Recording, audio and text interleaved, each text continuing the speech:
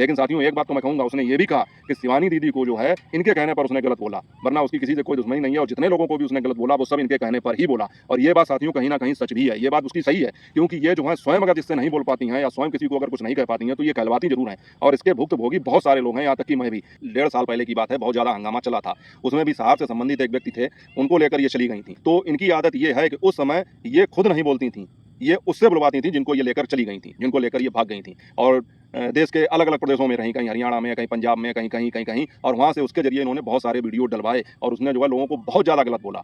तो ये बात तो सही कही है इस लड़के ने कि ये जो है जो काम खुद नहीं करती हैं वो दूसरों से करवाती हैं। ये तो गुटखा भौजी ने क्या किया था कि जितने रिएक्शन चैनल वालों ने जो-जो आइडिया दिए थे, उन्होंने अपने हर वीडियो में अलग-अलग उन्हीं आइडिया को अपना कारण बता दिया था। मतलब इसी कारण से हमारा जो है चैनल पर स्ट्राइक आई है। तो मुझे लगता है इसी हिसाब से यहाँ पर जो प्रेगनेंसी की बात आई है, ये भी वही काम कर रही हैं। क्योंकि इनकी शादी के बाद में मैंने देखा था 2-4 वीडियो ऐसे आए थे जिनमें ये बात कही जा रही थी कि ये प्रेग्नेंट हैं इसलिए इन्होंने शादी की। क्योंकि इन्हें अच्छे और खराब से कोई मतलब नहीं, इज्जत और बेइज्जती को कोई परवाह नहीं, तो इन्हें लगा कि ये लोगों ने एक अच्छा कारण बता दिया है प्रेगनेंसी वाला, तो लाओ हम इसको ही सोशल मीडिया पर बता देते हैं कि हाँ, हम शादी से पहले प्रेग्नेंट थे इसलिए हमको ये शादी करनी पड़ी।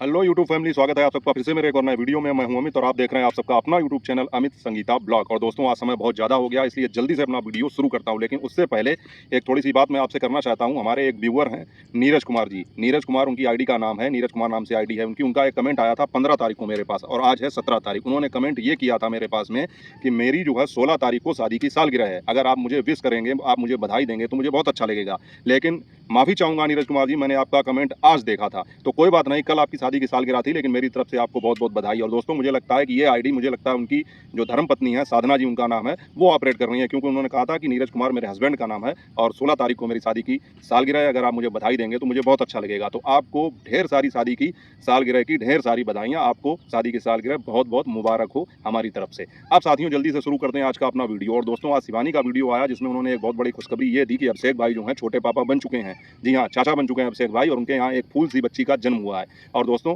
शिवानी को, अभिषेक भाई को और उनकी पूरी फैमिली को मेरी तरफ से बहुत-बहुत बधाई। आपके घर में लक्ष्मी का आगमन हुआ है। दुआ है ये मेरी कि वो खुश रहे और बहुत ही जीवन में उन्नति करे। आप सभी लोगों को बहुत-बहुत बधाई लक्ष्मी के आगमन की। दूसरी एक चीज़ साथियों, शिवानी के वीडियो में आज एक और चीज़ जानने को मिली जो अक्सर होता है सभी लोगों के साथ में, कि फ्रॉडगिरी बहुत होती है, मतलब दलाली बहुत होती है ऐसे केसों में, कि दलाल लोग लगे होते हैं। अगर आपके यहाँ कोई इमरजेंसी हो गई, आप जल्दी से किसी से पूछने गए तो आपको वो किसी हॉस्पिटल में ले जाके रख देंगे, उनका अच्छा खासा कमीशन होता है। तो इन चीज़ों से बहुत ज़्यादा सावधान रहने की ज़रूरत है।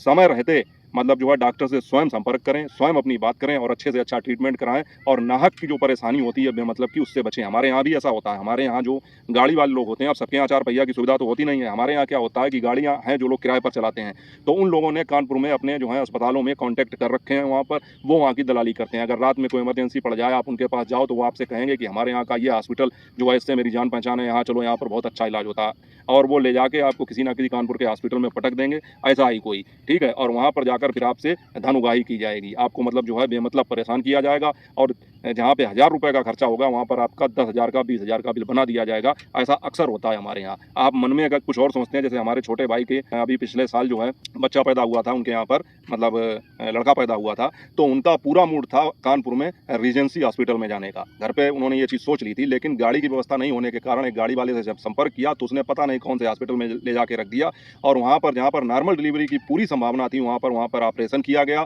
और उसके बाद में बच्चे को बिना पूछे, मतलब ना भाई से पूछा, ना भाई की पत्नी से पूछा, ना किसी को बताया, और रात में जब डिलीवरी हुई उसके बाद में सीधे उसको एनआईसीयू में पहुंचा दिया गया और ये कह दिया गया बच्चे की कंडीशन तो बहुत ज़्यादा क्रिटिकल थी और सांस लेने में दिक्कत हो रही थी। और वहाँ पर कम से कम 50-60 हज़ार रुपये का बिल बना दिया गया 2 दिन में। जबकि वहाँ पर जो लोग थे, बाद में जाके जब देखा गया तो बच्चा स्वस्थ था, ऐसी कोई विशेष समस्या नहीं थी उसको। लेकिन यही होता है, धन उगाही करने का यही तरीका है कि आपको जो है कहीं ये बीमारी कहीं वो बीमारी, और चूंकि जान माल की बात होती है आदमी कुछ कह भी नहीं पाता है। तो इसलिए ऐसे लोगों से बहुत ज़्यादा सावधान रहने की ज़रूरत है। स्वयं जाके डॉक्टरों से बात करें और पहले से ही सारी चीज़ें नियंत्रण में रखें कि अकस्मात जो है सारी चीज़ें ना करनी पड़े और घबराहट में फिर क्या से क्या हो जाए। अब साथियों बात करते हैं कि अरियारी में जो है घमासान चालू हो चुका है। अभी शादी को लेकर घमासान था, उसके बाद में उन्होंने जो है प्रेगनेंसी का पता नहीं ड्रामा है कि सही है, उसको लेकर घमासान चल रहा है। जबकि वाकई में मुझे तो यही लगता है कि अब ये चीज़ प्रूफ हो चुकी है कि इनके पास में कंटेंट के नाम पर कुछ है ही नहीं। ये सारी चीज़ें इसी तरह से हमेशा क्रिएट करती हैं। या तो ये उस टाइम पर झूठ बोल रही थी जब इन्होंने कहा था किसी बीमारी के कारण इनकी बच्चेदानी को या गर्भाशय को निकाल दिया गया, उस टाइम पर इन्होंने झूठ बोला,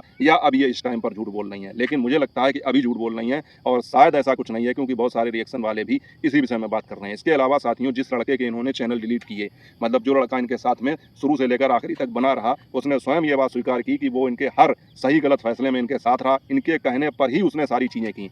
आज उसने 2 वीडियो डाले हैं और दोनों वीडियो में उसने जो है बहुत सारी चीज़ों का खुलासा किया, और वो ये भी कह रहा है कि अब दिन में 4 वीडियो आएंगे और इनके विषय में सारी पोल पट्टी हम खोल के रख देंगे। तो साथियों, वो तो अलग की चीज़ है, देखा जाएगा क्या है क्या नहीं, क्योंकि इनके विषय में हम सभी लोग जानते हैं कि ये लोग पता नहीं कब एक हो जाएं, कब एक दूसरे को गालियां देने लगें, और इनके पास में कंटेंट के नाम पर कुछ नहीं है, केवल ये जनता को मूर्ख बनाने का काम करते हैं। अब उस लड़के का ये कहना है कि अभी तक जितने भी चैनल्स पर स्ट्राइक दी गई, पहले वो इनके यहाँ मैनेजर ही था शायद, तो वो ये कह रहा है कि इनके कहने पर दी। एक पूनम जी हैं जो हैं सहार की, उनको भी मतलब स्ट्राइक दी थी इन्हीं के कहने पर, उसने कहा है कि उनके चैनल डिलीट हो गए थे। इसके अलावा जो है रूबी जी के चैनल पर, जो इस समय उनके चैनल तो डिलीट नहीं हुए, लेकिन रूबी जी के चैनल पर स्ट्राइक दी थी, और इस लड़के ने ही दी थी इन्हीं के कहने पर। उसने आज ये चीज़ स्वीकार की कि उनका चैनल डिलीट नहीं हुआ, लेकिन वो भी गिड़गिड़ा रही थी, लेकिन इसने स्ट्राइक नहीं हटवाई। और ये लेडी बहुत ही गंदी है, उसके शब्दों की बात कर रहा हूँ, और ये किसी के साथ कुछ भी कर सकती है, और इसने जो है उसके साथ जब गलत किया तब उसको एहसास हुआ कि हाँ, मेरे साथ गलत हुआ है और मैंने लोगों के साथ गलत किया। अब वो रो रहा है, अब अंदर से रो रहा है कि बाहर से रो रहा है, इसका मुझे खैर कोई ध्यान नहीं है, और मुझे इस बात से कोई ज़्यादा सिंपैथी भी नहीं है। लेकिन साथियों, एक बात तो मैं कहूँगा, उसने ये भी कहा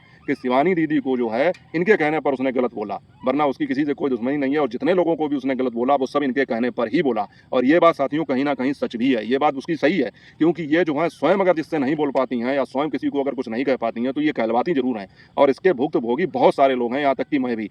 आप लोगों को बता दूं कि जैसे इनकी ये शादी हुई है, इस समय ये हंगामा चल रहा है, इसी तरह 1.5 साल पहले की बात है, बहुत ज़्यादा हंगामा चला था। उसमें भी सहार से संबंधित एक व्यक्ति थे, उनको लेकर ये चली गई थी। फिर उनकी धर्मपत्नी ने जो है बहुत ज़्यादा संघर्ष किया, बहुत ज़्यादा जो है वीडियो के माध्यम से और भाग दौड़ करके, मतलब ऑफलाइन और ऑनलाइन दोनों तरीके से उन्होंने बहुत ज़्यादा स्ट्रगल किया, उसके बाद में उनका जो है परिवार बच पाया। तो इनकी आदत ये है कि उस समय ये खुद नहीं बोलती थीं, ये उससे बुलवाती थीं जिनको ये लेकर चली गई थीं, जिनको लेकर ये भाग गई थीं, और देश के अलग-अलग प्रदेशों में रहीं, कहीं हरियाणा में, कहीं पंजाब में, कहीं, और वहाँ से उसके ज़रिए इन्होंने बहुत सारे वीडियो डलवाए, और उसने जो है लोगों को बहुत ज़्यादा गलत बोला। तो ये बात तो सही कही है इस लड़के ने कि ये जो है जो काम खुद नहीं करती हैं वो दूसरों से करवाती हैं, और उसी क्रम में इस लड़के ने जो सारे लोगों को, अब ये तो कह रहा है कि हमें बहुत ज़्यादा पछतावा है, देखना ये पड़ेगा कि उसको पछतावा कब तक रहता है और क्या होता है। तो वो बहुत ज़्यादा दुखी है, उसके सारे चैनल चले गए हैं, तो वो जो है इनकी सारी पोल पट्टी खोलने पर लगा है। उधर इनके जो वर्तमान मैनेजर थे, उन्होंने भी इनका साथ छोड़ दिया, और अभी मैंने उनका एक वीडियो थोड़ी देर पहले देखा था, तो पहले तो उन्होंने जो है एक वीडियो डाल के ये बताया कि ये सोशल मीडिया पर बहुत ज़्यादा गंदगी कर रही हैं और मैं ऐसे लोगों का साथ नहीं दे सकता हूँ, इस वजह से उन्होंने इनका साथ छोड़ दिया, और इसीलिए इनका कल जो है वीडियो नहीं आया था। क्योंकि लोग ये कयास लगा रहे थे कि जैसे इन्होंने उस लड़के के चैनल पर स्ट्राइक दी, तो हो सकता है उस लड़के ने इनके चैनल पर भी स्ट्राइक दी हो, तो इस वजह से इनके चैनल भी डिलीट होने वाले हैं, और इसीलिए इनका कोई वीडियो नहीं आया। लेकिन आज ये बात स्पष्ट हो गई कि वीडियो इनका इसलिए नहीं आया था क्योंकि इन्होंने भी बताया अपने वीडियो में कि इनके जो मेन मैनेजर थे, वर्तमान मैनेजर थे, उन्होंने इनका साथ छोड़ दिया, और उनका ये कहना है कि इनकी गंदगी जो समाज को ये दिखा रही हैं, जो समाज में ये संदेश फैला रही हैं, इसलिए उन्होंने इनका साथ छोड़ दिया है। और साथियों, उसके बाद में क्या हुआ कि वो वीडियो देखा, उसके बाद में तुरंत ही मैनेजर का जो है, वर्तमान मैनेजर का एक और वीडियो तुरंत ही आया, और उसमें ये कह रहे थे कि अब वो इनके खिलाफ कोई चीज़ नहीं बोलेंगे, कोई चीज़ सोशल मीडिया पर नहीं बताएंगे, जो हो गया सो हो गया, क्योंकि जो वीडियो डालकर उसने सच्चाई बताई है इनकी कि ये गंदगी फैला रही है, इसलिए हमने जो है इनका साथ छोड़ दिया है। तो ये चीज़ इनको बहुत ज़्यादा बुरी लग गई, इनको बहुत ज़्यादा बुरी लग गई। सोचिए साथियों कि जो व्यक्ति खुद दूसरों के लिए इतना बुरा सोचता है, दूसरों के लिए इतना बुरा कहलवाता है, गंदा बुलवाता है, गंदगी दिखाता है, उसको अगर उसके मैनेजर ने कोई सच्ची बात बता दी तो उसको इतना ज़्यादा खराब लग गया कि फ़ोन करके उसको जो है शायद धमकी दी होगी या कुछ तो कहा ही होगा। तो इसलिए अब वो ये कह रहा है, जो वर्तमान मैनेजर है वो ये कह रहा है कि अब हम इनके लिए कोई वीडियो नहीं डालेंगे। तो साथियों, बात ये है। उधर साथियों, आप लोगों को पता ही होगा, आप लोगों ने देखा होगा कि गुटखा भौजी जो है वो साइबर ठगी का शिकार हो गई। कहीं से उनके पास में नकली कॉल आता है, जो अपने आप को एक पुलिस वाला दरोगा बताता है, और वो ये कहता है कि तुम्हारी हालत बहुत ज़्यादा खराब है, तुम बहुत ज़्यादा गरीब हो, हम तुम्हारी कुछ हेल्प करना चाहते हैं। तो गुटखा भौजी के अनुसार उन्होंने पहले तो मना किया, लेकिन जब उन्होंने ज़्यादा फोर्स किया तो उन्होंने कहा ठीक है, तो उन्होंने कुछ पैसे इनके खाते में डाले। अब साथियों, ये ठगी का शिकार होते होते बच गई, क्योंकि उसने इनके खाते में मात्र 25 रुपये डाले, और ये कहा कि हमने तुम्हारे खाते में 25,000 ट्रांसफ़र कर दिए हैं। और उसके बाद में ये कहा कि किसी भी दुकान पर जाकर मैं आपको एक नंबर दे रहा हूँ, उस पर 15,000 रुपये ट्रांसफ़र कर दो। लेकिन यहाँ पे गुटखा भौजी समझदार निकली, और उन्होंने देखा कि 25 रुपये और 25,000 में बहुत अंतर होता है। फिर उन्होंने उस कॉल करने वाले व्यक्ति से कहा कि अगर आपने दोबारा ऐसी हरकत की तो हम आपकी कंप्लेंट करेंगे, और आपका नंबर जो है साइबर क्राइम में, साइबर ब्रांच में जाकर देंगे। तब जाके उन्होंने वो जो है कॉल काटी। तो यहाँ पर गुटखा भौजी खैर बच गई हैं साइबर ठगी का शिकार होते होते, लेकिन समाज को वो संदेश देना चाहती थी कि आप लोग इन सब चीज़ों से जागरूक रहिए। तो ये चीज़ जो है बड़ी अच्छी बात उन्होंने कही, और ये साथियों हो भी रहा है। आजकल साइबर ठगी बहुत ज़्यादा हो रही है, तो आप लोग भी इस चीज़ से सावधान रहिए।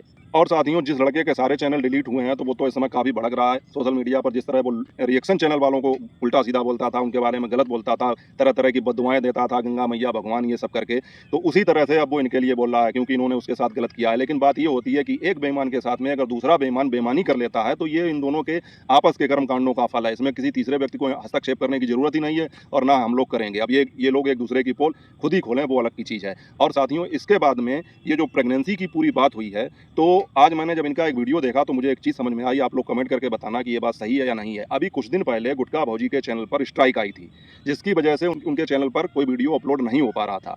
और उस समय जो है सारे रिएक्शन चैनल वालों ने अलग अलग कयास लगाए थे। किसी ने कहा था कि उन्होंने चूहा दिखा दिया, चूहे के साथ टॉर्चर दिखाया, इसलिए उनके चैनल पर स्ट्राइक आई। किसी ने कहा कोई नंगा लड़का उनके वीडियो में आ गया, इसलिए उनके चैनल पर स्ट्राइक आई। किसी ने कहा कि किसी कम एज वाले व्यक्ति के नाम से आईडी बनी है, इसलिए उनके चैनल पर स्ट्राइक आई। तो गुटका भौजी ने क्या किया था कि जितने रिएक्शन चैनल वालों ने जो जो आइडिया दिए थे, उन्होंने अपने हर वीडियो में अलग अलग उन्हीं आइडिया को अपना कारण बता दिया था। मतलब इसी कारण से चैनल पर स्ट्राइक आई है। इसी कारण से मतलब उनके पास में खुद अपना कुछ नहीं था, उनको खुद नहीं मालूम था कि मतलब हमारे चैनल पर स्ट्राइक क्यों आई है। तो जो रिएक्शन चैनल वाले बोल रहे थे उन्हीं चीज़ों को जो है बार बार वो दोहरा रही थी। कहीं ये चीज़ हो गई, कहीं वो चीज़ हो गई, मतलब भ्रम की स्थिति पैदा कर रही थी। तो मुझे लगता है इसी हिसाब से यहाँ पर जो प्रेगनेंसी की बात आई है, ये भी वही काम कर रही हैं। क्योंकि इनकी शादी के बाद में मैंने देखा था 2-4 वीडियो ऐसे आए थे जिनमें ये बात कही जा रही थी कि ये प्रेग्नेंट हैं इसलिए इन्होंने शादी की।